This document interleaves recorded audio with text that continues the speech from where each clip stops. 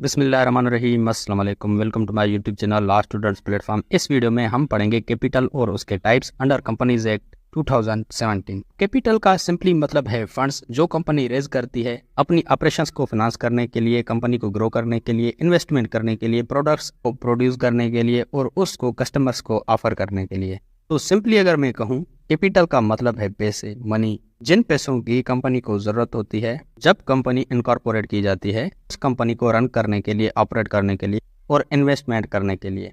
Capital के mainly दो types हैं। फर्स्ट है शेयर कैपिटल जिसको इक्विटी कैपिटल भी कहा जाता है। सेकंड है नॉन कैपिटल जिसको डेब्ट कैपिटल भी कहा जाता है। जो शेयर कैपिटल या इक्विटी कैपिटल है उसके फर्दर 5 टाइप्स हैं। फर्स्ट है रजिस्टर्ड कैपिटल और ऑथराइज्ड कैपिटल। सेकंड है इशूड कैपिटल। थर्ड है सब्सक्राइब्ड कैपिटल। फोर्थ है कॉल्ड अप कैपिटल और फिफ्थ है पेड अप कैपिटल। इनको हम एक एक करके समझते हैं। सबसे पहले है रजिस्टर्ड कैपिटल या ऑथराइज्ड कैपिटल।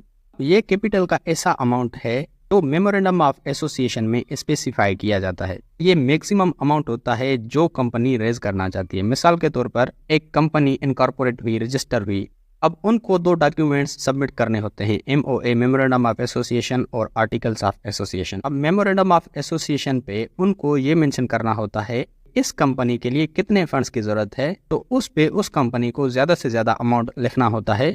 हमारी इस कंपनी को इतने पैसों की जरूरत है। सपोज कर लेते हैं कि उस कंपनी ने मेंशन किया कि 12 लाख की जरूरत है हमारी इस कंपनी को। सेकंड है इशूड कैपिटल। इशूड कैपिटल यानी नंबर ऑफ शेयर्स जो वो कंपनी शेयर होल्डर्स को इशू करती है, इसको इशूड कैपिटल कहा जाता है। अब एक कंपनी ने मेंशन किया कि उसको 12 लाख की जरूरत है। अब वो कंपनी ये मेंशन भी करेगी इस कैपिटल अमाउंट को कितने शेयर्स में डिवाइड करेंगे। मिसाल कर लेते हैं कि वो कंपनी कहेगी कि हम ये 12 शेयर्स बनाएंगे। ऑब्वियसली अगर वो 12 शेयर्स बनाएंगे तो हर एक शेयर 1 लाख रुपए का होगा। तो कंपनी है 12 शेयर्स को ही इशू उसी वक्त नहीं करेगी, कुछ ही शेयर्स इशू करेगी जितने पैसों की उसको जरूरत होगी। मिसाल कर लेते हैं कि उसको 5 लाख रुपए की जरूरत है तो वो 5 शेयर्स इशू करेगी।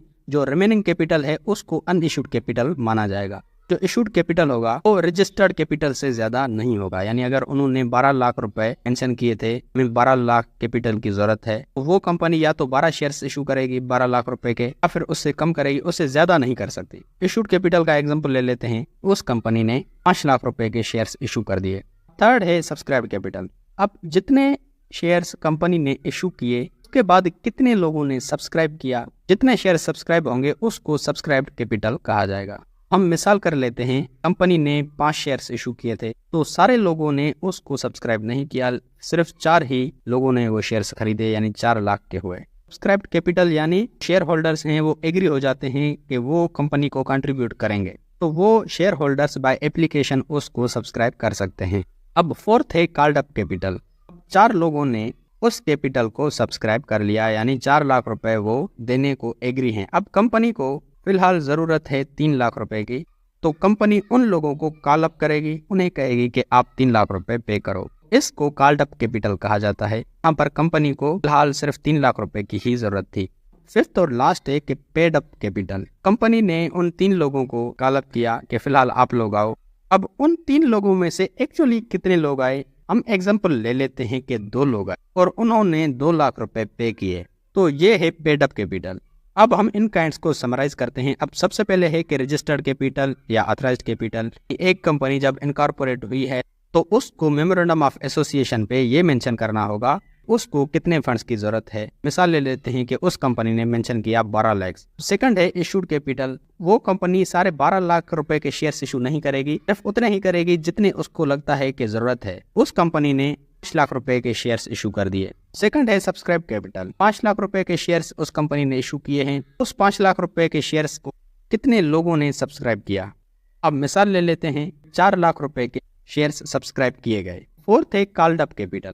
जिन शेयर होल्डर्स ने उस 4 लाख रुपए के शेयर्स को सब्सक्राइब किया था उन लोगों को कंपनी कॉल अप करेगी कि फिलहाल हमें 3 लाख रुपए की जरूरत है, आके आप पे करो। फिफ्थ है पेड अप कैपिटल। अब उन 3 लाख रुपए में से भी शेयर होल्डर्स की तरफ से सिर्फ 2 लाख रुपए पे किए गए, इसको पेड अप कैपिटल कहा जाएगा। जहां पर एक कंपनी ने 5 लाख रुपए के शेयर्स इशू किए थे, ऐसा भी हो सकता है कि शेयर होल्डर्स उन 5 लाख रुपए के शेयर्स को ही सब्सक्राइब करें और कंपनी उन सारे शेयर होल्डर्स को कॉल अप करे कि आप 5 लाख रुपए पे करो। एक्चुअली वो शेयर होल्डर्स 5 लाख रुपए पे कर दें। ये चीज़ें भी हो सकती हैं। मैंने आपको ये समझाने के लिए इस अमाउंट को मुख्तलिफ लेवल्स पे कम किया है।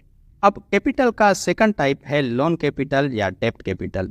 अब लोन कैपिटल एक ऐसा कैपिटल है या पैसे या फंड्स जो कंपनी बैंक्स या दूसरी फाइनेंशियल ऑर्गेनाइजेशंस से बारो करती है फॉर पर्टिकुलर पीरियड, और जब तक वो कंपनी उन बैंक्स को या फाइनेंशियल ऑर्गेनाइजेशंस को वो पैसे वापस नहीं करती तब तक वो उनको इंटरेस्ट पे करती रहती है थ्रू डिबेंचर्स। डिबेंचर्स मैंने आपको प्रीवियस वीडियो में बताया था। डिबेंचर एक ऐसा इंस्ट्रूमेंट होता है जो क्रेडिटर्स को, बैंक्स को या फाइनेंशियल ऑर्गेनाइजेशंस को दिया जाता है और उसके बदले उनसे पैसे लिए जाते हैं।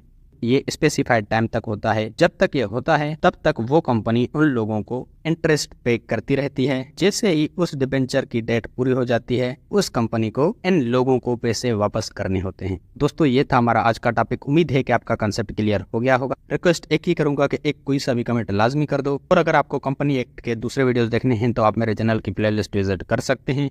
अगर आपको कंपनीज एक्ट के नोट्स चाहिए तो उसकी भी लिंक आपको डिस्क्रिप्शन से मिल जाएगी।